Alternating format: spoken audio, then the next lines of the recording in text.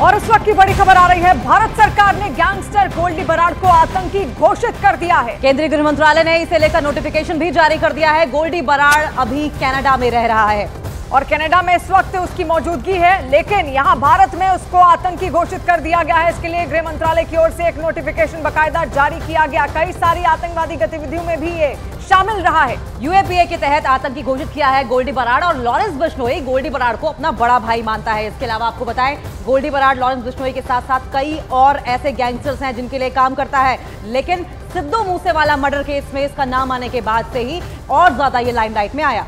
OP Tiwari हमारे साथ जुड़ रहे हैं। ओपी, और क्या जानकारी फिलहाल मिल रही है? देखिए, मैं आपको बता दूं, मोदी सरकार ने ये साल के पहले दिन ही गैंगस्टर आतंकवादी गठजोड़ पर एक कड़ा प्रहार किया है और इसके तहत गोल्डी बराड़ को आतंकवादी घोषित कर दिया गया है। गोल्डी बराड़ के खिलाफ अनेक मुकदमे दर्ज हैं पंजाब में, दिल्ली में। इसके अलावा नेशनल इन्वेस्टिगेशन एजेंसी भी उसके खिलाफ कई मामलों में जांच कर रही है। सिद्धू मूसेवाला केस का मास्टरमाइंड बताया जाता है गोल्डी बराड़, इस समय कनाडा में छिपा हुआ है। और मैं आपको बता दूं, इसके जरिए मोदी सरकार ने एक बार फिर ये संदेश देने की कोशिश की है कि भारत के अनेक बड़े दुर्दांत आतंकवादी जो है अपराधी, वो कनाडा में छुपे हुए हैं। कनाडा उनका शेल्टर बना हुआ है। यही कारण है कि गोल्डी बराड़ जो है वो भी वर्तमान समय में कनाडा में मौजूद है।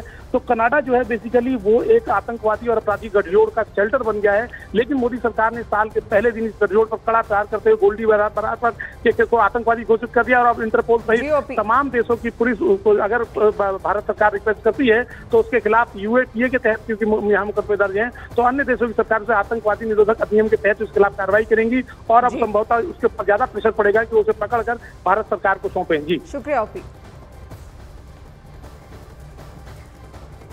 तो ये नोटिफिकेशन जारी किया गया है गृह मंत्रालय की ओर से। यूएपीए के तहत गोल्डी बराड़ को आतंकी घोषित कर दिया गया है। सिद्धू मूसेवाला की हत्या के बाद से ही गोल्डी बराड़ लाइमलाइट में आया था। महाकोश, कच्ची घानी सरसों तेल और रिफाइंड सोयाबीन ऑयल, चुनो सही। 7.6 तीव्रता के भूकंप से कांपा जापान। तटीय इलाकों में सुनामी का असर दिखना शुरू। लोगों से सुरक्षित जगह जाने की अपील। नॉर्थ कोरिया और रूस ने भी जारी किया अलर्ट। प्राण प्रतिष्ठा कार्यक्रम के निमंत्रण पर सियासत और हुई तेज। वीएचपी ने कहा विपक्षी दलों के नेताओं को भी दिया गया न्योता। निमंत्रण पर योगी आदित्यनाथ का विपक्ष पर हमला। आरजेडी ने पोस्टर में रामलला की प्राण प्रतिष्ठा पर उठाए सवाल।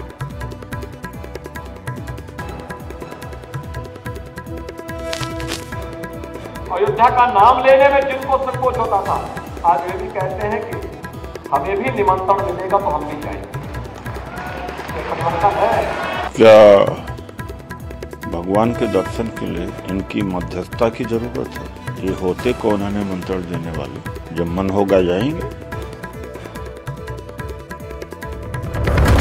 कर्नाटक के मंत्री डी सुधाकर के बयान को बीजेपी ने बताया हिंदू विरोधी। कर्नाटक के मंत्री ने